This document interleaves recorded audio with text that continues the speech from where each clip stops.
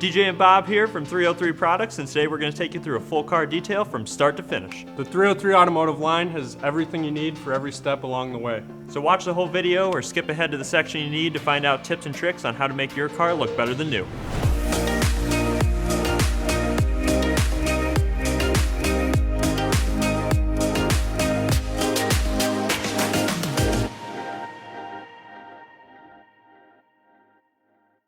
The first thing we're going to be doing is detailing under the hood. You're going to want to cover any electrical components. An easy way to do this is by using a plastic bag to make sure any of those electronics are covered.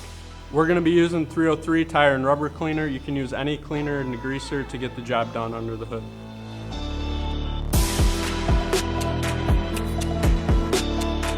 Usually your ECU and your fuse box will be near the sides, either left or right, and you want to make sure they're covered up with a plastic bag. You can do it with a garbage bag or any bag you have at home.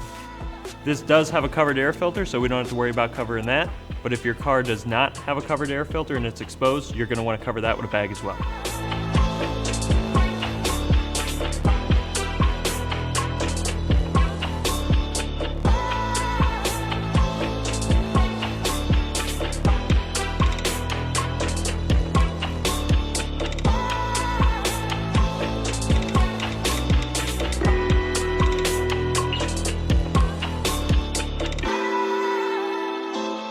Once that engine bay is clean, we're going to cover any plastic components with 303 protectant.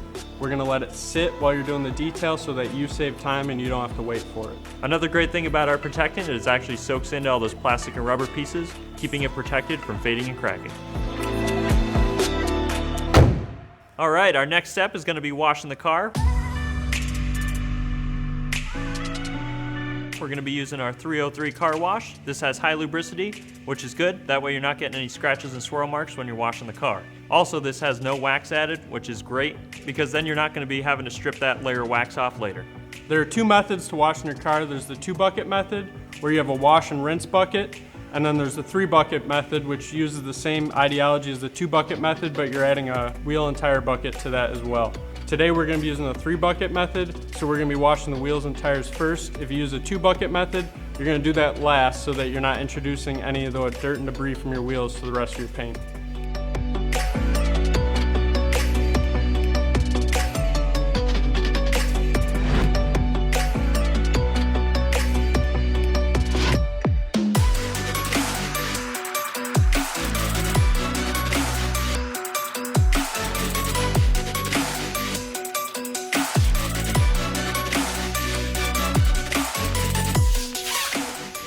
The 303 tire and rubber cleaner has anti-redeposition technology. As you can see, the brush has picked up a lot of dirt and road grime from the tires, and the anti-redeposition technology will pull that dirt and road grime off the brush. I'm going to spray the brush here and dip it in the bucket, and as you can see, we have a clean brush. 303 tire and rubber cleaner also works great on rubber floor mats. This is a great time in the process to get this done. That way they can dry while you're washing the rest of the car. Now you want to start washing the car from top to bottom. This way when you're rinsing all the dirt down off. Also when you're taking your mitt, you want to go in a back and forth motion instead of in swirls, because that's what makes swirl marks and scratches in the paint.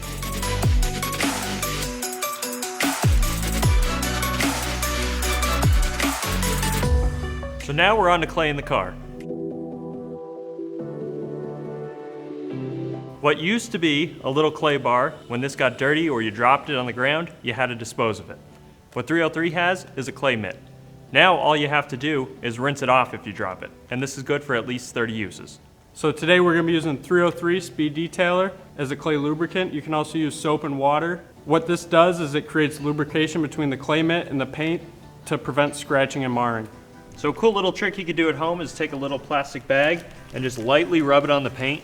You're going to feel little humps and bumps. Once we clay it, you're not going to feel any of that. Just take the Speed Detailer, spray a light mist on. Just like we did with the wash mitt, you're going to want to do straight back and forth motions on the paint.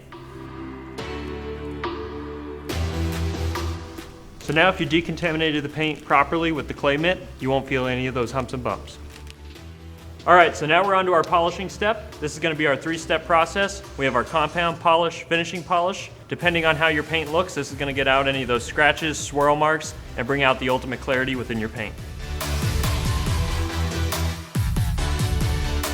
As you can see, we have the pads color coded to match the bottles for each specific product. The first step is the compound.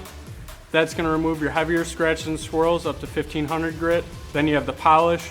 That removes your medium or light scratches and swirls up to 2000 grit. And then for that final showroom shine, you're going to want to use the finishing polish. The pads have different levels of density and cutting ability for each product. As you can see, the orange is the most dense and provides the most cutting ability, followed by the polish and then the finishing polish. So the first thing that we're going to do is do a test spot on your paint with the polish to see what level of correction you need to have done.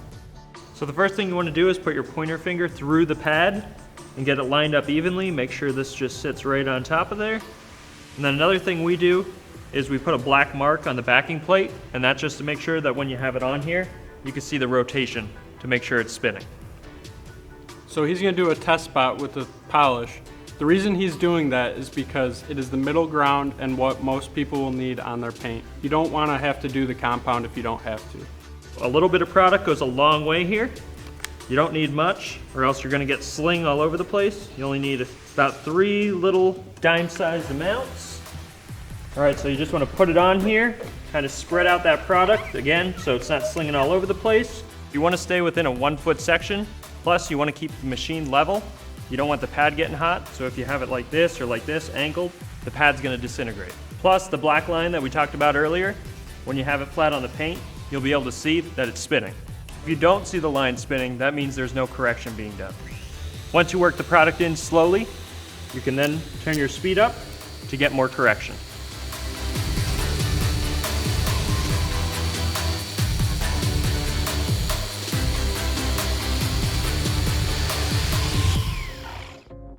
So now we're going to wipe off that residue from the polish.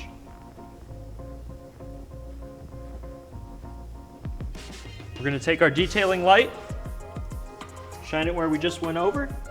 As you can see here, it's pretty clear, so there's no need for us to step down to the compound. Also, if you noticed, I do have the cord over my shoulder. This is just kind of a cool trick to keep that cord from rubbing against the paint. So Bob's been using a dual action or DA polisher. There's also rotary polishers.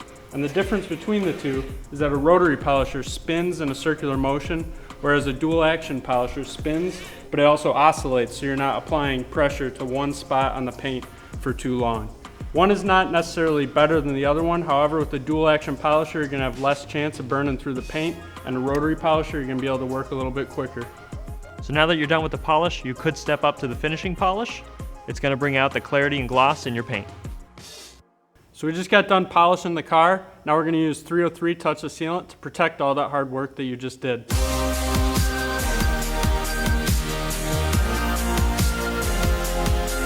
You can also use a spray wax or any other last step protection product. However, 303 touchless sealant makes it easy because you simply hose down your paint, spray the product on, and rinse off. Now when using the 303 touchless sealant, you want to make sure the painted surface is wet. And then just lightly mist this product on and rinse it off. What used to take hours waxing a car is now done in seconds with 303 touchless sealant.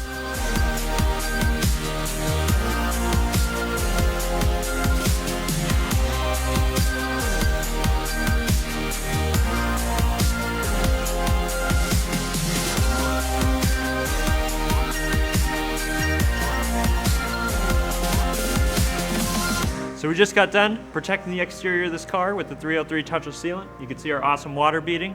Don't be afraid to get it on the windshields, the mirrors, any plastic trim, or the wheels, as it's perfectly safe to be used on any of those exterior surfaces. So our next step is going to be drying off the car.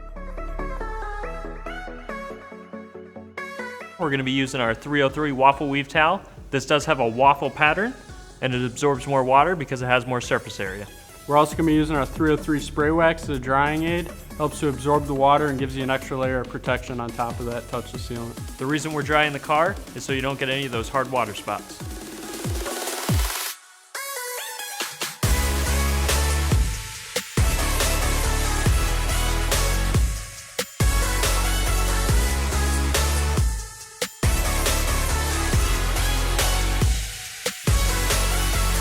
So now we're on to the final step of detailing the exterior of this car. which is going to be dressing the tires.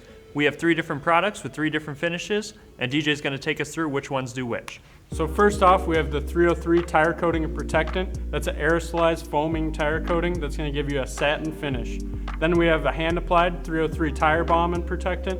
You're going to apply that using a tire applicator, and with 1 coat that will give you a natural finish. 2 coats will give you a satin finish. Finally, we have 303 high gloss tire shine, and that's going to give you that wet high gloss finish that some of you are looking for. And we also have a video explaining the differences in depth between the 3. On these tires, we're going to be using the 303 tire coating and protectant.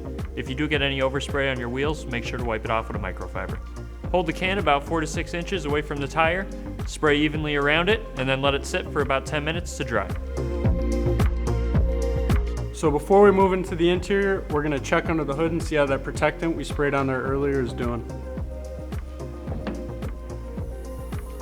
As you can see, the protectant has coated all the surfaces and given you a nice clean black look. Here we are, final step, cleaning and protecting the interior of your ride. And for that, we're going to be using 303 interior cleaner, 3-in-1 leather care, and 303 protectant.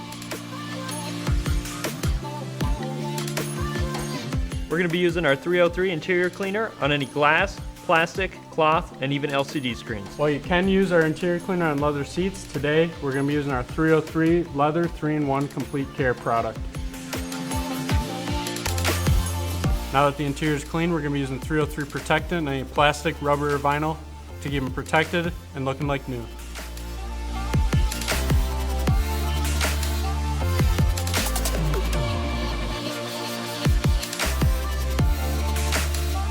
As you can see, we're done detailing the entire car. Looks great. Hope you learned some tips and tricks along the way.